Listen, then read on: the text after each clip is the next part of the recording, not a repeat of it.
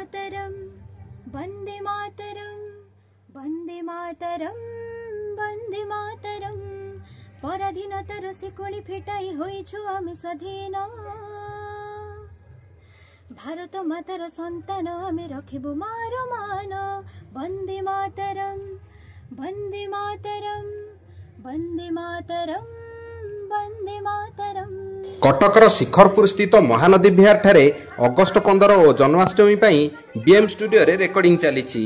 माँ जशोदा कला परिषदर गुरु तथा राष्ट्रपति पुरस्कार प्राप्त संगीत निर्देशक दिनेश कुमार मल्लिक निर्देशन रे ओडिशार सुनामधन्य गायिका विजयिनी दास, प्रतिमा साहू, साई प्रभांशु नायक, सारथी दास, अभिज्ञा नायक, जेके घड़ाई, शुभ्राकांक्षी नायक, रंजिता साहू, संगीता मुदुली, बीएम अनूप कुमार प्रमुख कंठदान करथिले।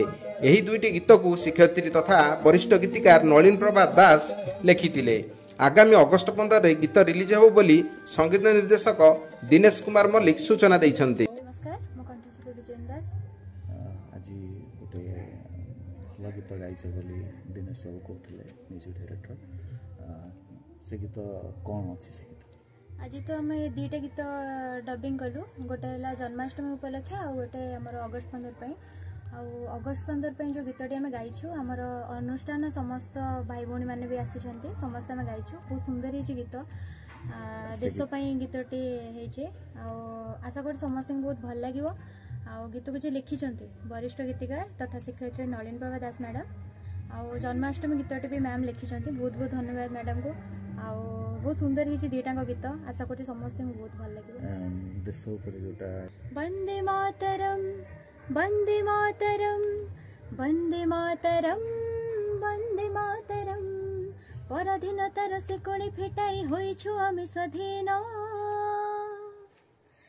नमस्कार, मु संगीत निर्देशक दिनेश मल्लिक। आज जन्माष्टमी अगस्ट 15 दुईटी गीत आम बीएम स्टूडियो रेकर्डिंग कलु। विशेषकर माँ जशोदा कला परिषद जाजपुर गोटे अग्रणी अनुष्ठान। जो अनुष्ठान में समस्त पिला माने समस्त कलाकार मैंने आज आसछन्ति। गीतटी प्राय देश उपर गीतटी आधारित। अगस्ट 15 गीत रिलीज हम। गीत लिखिथिले नलिन प्रभा दास। गीत धारे कहबे वंदे मातरम वंदे मातरम वंदे मातरम वंदे मातरम।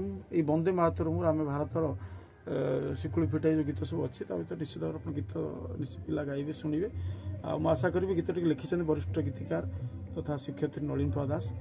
गाई सुनामधन्य गायिका माने विजयिनी दास, साई प्रभांशु नायक, अभिज्ञा एवं इति, शुभाकांक्षी, अरूप, संगीता मुदुली, प्रतिमा साहू, जेके घड़ाई समस्त कंठशिल्पी मैंने कंठदान कर। आशा करी गीतटी निश्चित भाव समस्त आदृत हम। गोटे घोर कटकरू दामोदर बेउरा रिपोर्ट, स्वराज्य खबर।